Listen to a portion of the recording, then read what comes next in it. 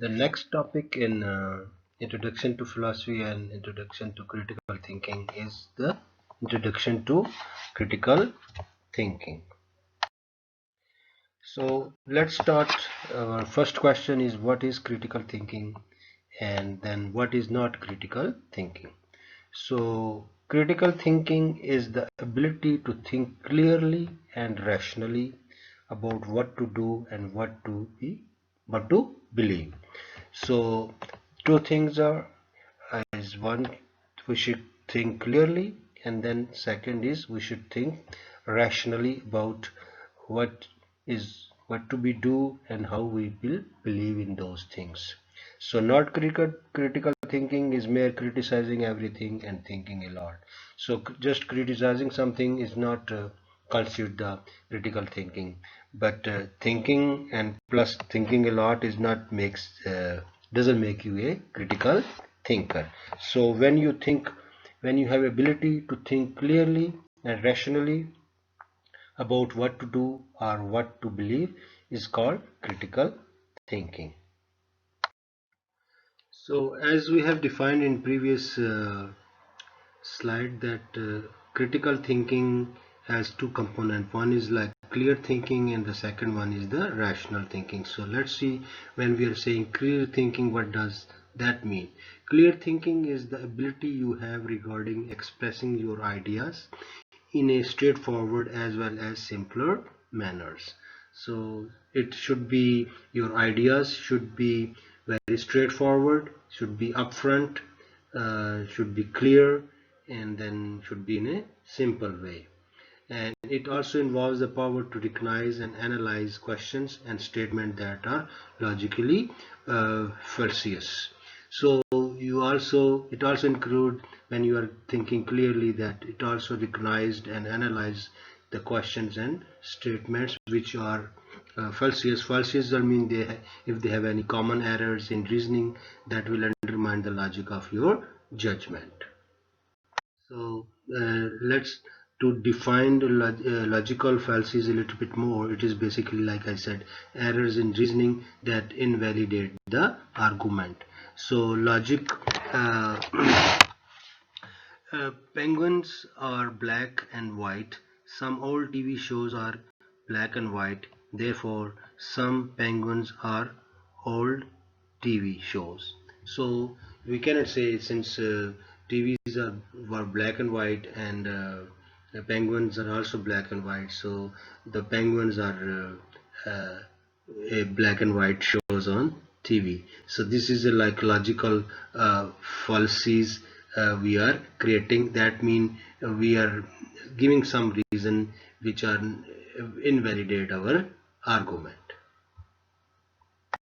The other component was the rational uh, thinking. Rational thinking is the ability to consider relevant variables of a situation and to assess, organize, and analyze relevant information, that is facts, opinions, judgment, and data, to arrive at a sound calculation. So when you are thinking rationally, you are considering all the relative variables which can affect that situation, assess, assess them, access to those things, and to organize them in a way that you will reach to a conclusion, and analyze all the relevant information. Don't avoid the information which makes your argument valid and not others. So you have to consider all the relevant information, including facts about quantitative, qualitative, and the other people's opinions and judgment and the other data,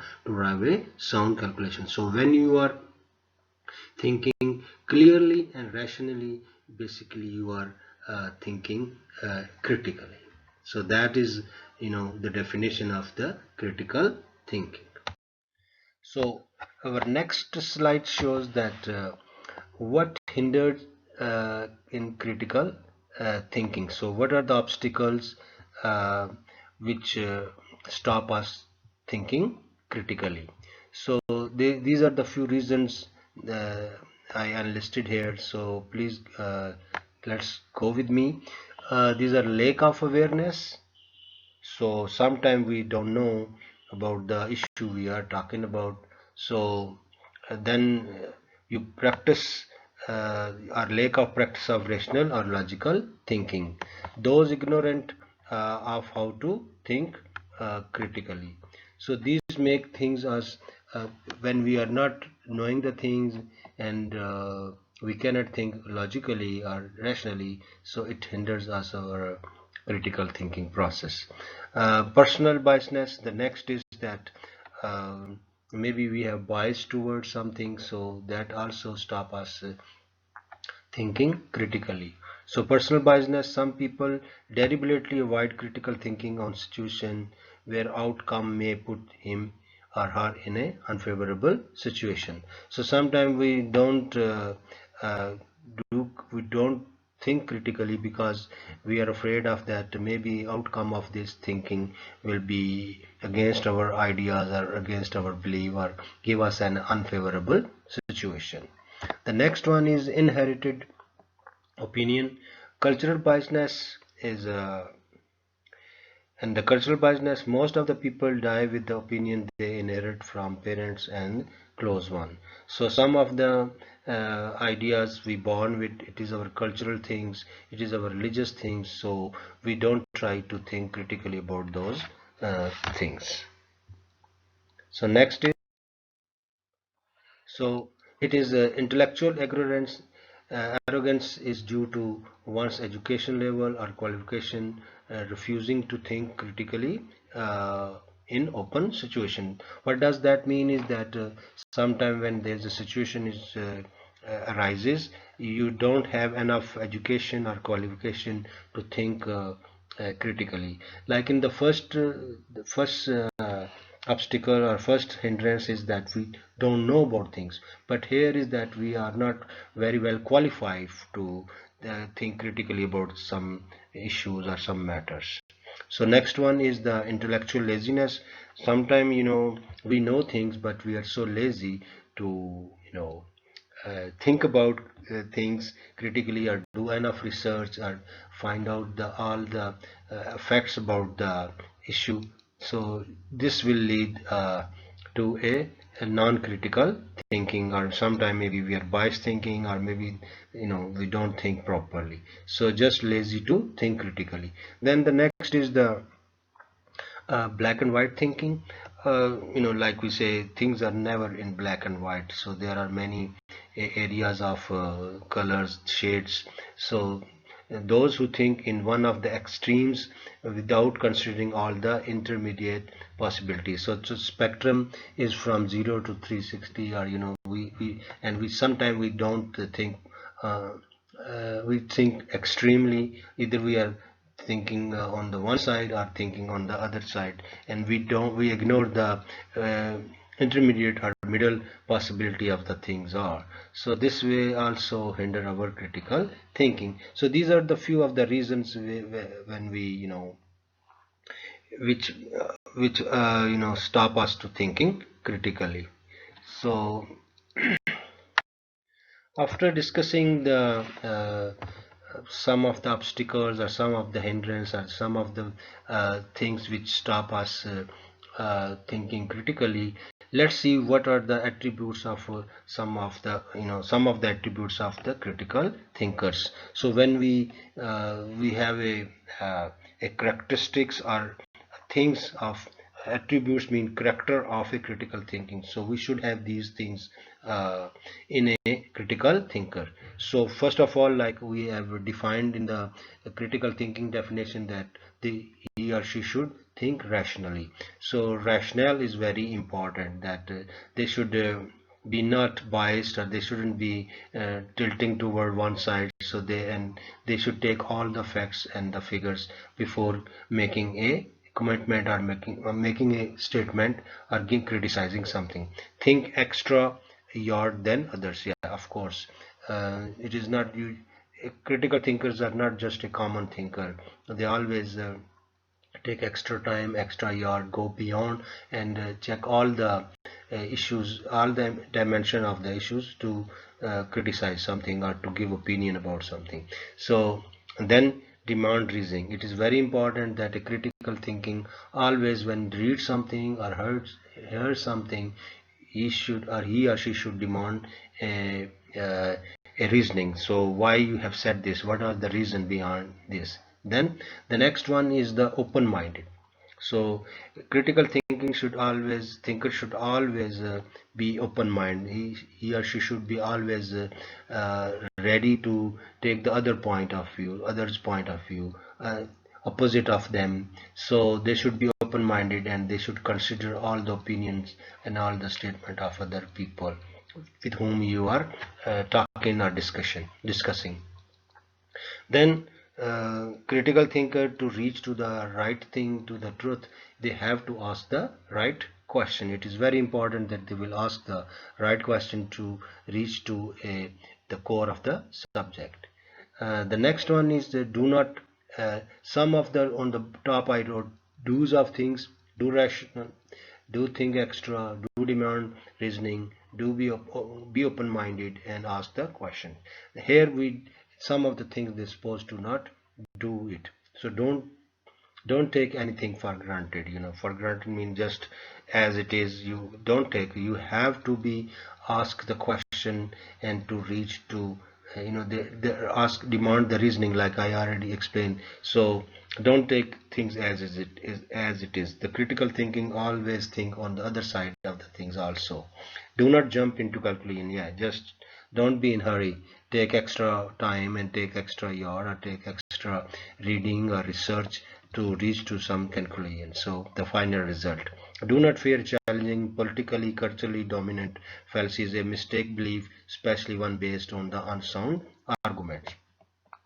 So always challenge the things and which are politically or culturally dominant. I mean, they are, most of the people believe in that, but you shouldn't, because they could be fallacies. Fallacies means any mistaken belief, especially one based on unsound argument, which is a statement, but it is not based on the proper argument.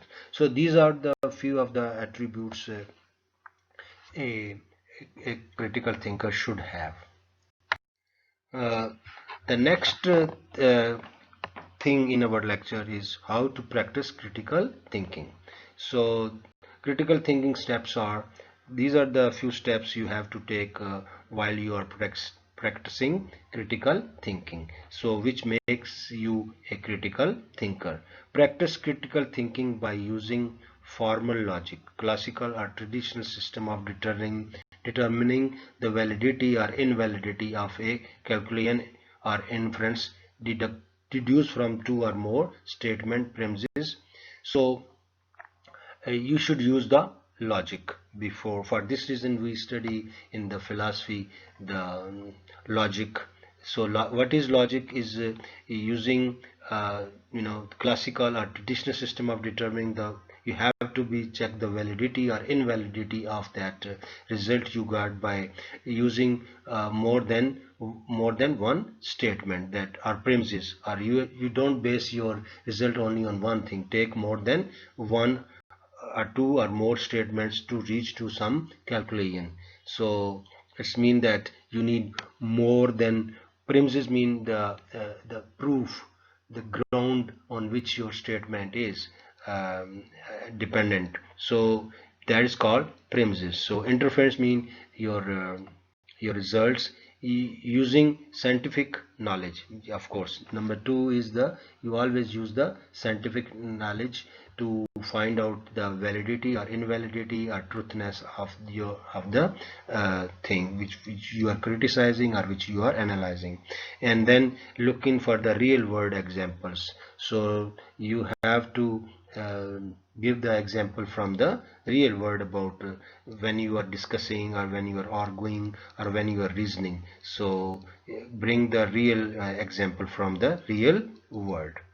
Then these are the critical thinking steps. So first of all is you should analyze thing, then reasoning, and then evaluation, and then validating, and then conclusion. So these are the steps. Don't reach to the last step hurriedly. First analyze, break down the things into smaller part, and then reason it. Reason it means its validity, if it's a true or if they are not true. So this is called reasoning. And then evaluate it. Evaluate mean after reasoning that, evaluate mean if it is right or it is wrong with the reasoning. So and then after that validate this. Validate mean reconfirm that, like we have see that there should be more than one premises, there should be scientific knowledge is backing it, and then looking from the real examples, and then go to the final calculation or final result. So this is like your how do you practice it, and critical thinking, and plus what kind of steps you take to while you are thinking critically, like I mentioned in previous slides. So how you should be very careful in and intentional thinking. Your thinking should be intentionally mean it should be in a framework, it should be a planned thinking. It's not like haphazard thinking. So you should be, while you are doing critical thinking, you should be very careful, you should be focused. So intentional thinking, that means analyze and evaluate each piece of argument, like I told you in the previous when we were discussing the steps, that break down and analyze each piece of the argument, identify the facts and the opinion. What is facts and what is opinion? For example, there are some facts in the next slide we will see what is the difference between facts and opinion. But then facts and separate facts and opinion, then evaluate the opinion. So facts are facts, then you also re-evaluate the opinion of someone, then use of reason or logic to check the validity. So you have to check, you have, like I told you in the previous slide, that measure the validity of that thing against reasons and the logic. So if they are logically they are correct, or logically they are not correct, or they have reasons to believe in it or not. Check truthfulness of each fact to see if it is sound argument. Yes, so we have to check each and every statement or every issue is truthfulness, by if they are supported by sound argument or just a unsound argument. Sound argument is which you cannot poke them, you cannot break, there should be no contradiction. That is the sound argument. In next few lectures we will discuss about all these terminology again. Application, a test with real world scenarios to verify, like I already explained to you. Bring and test this, all your hypothesis, or test your statement in the real life scenario to verify it. Is not just don't do the just like bookish thing. You have to verify your thinking in a real world scenario, in real world situations.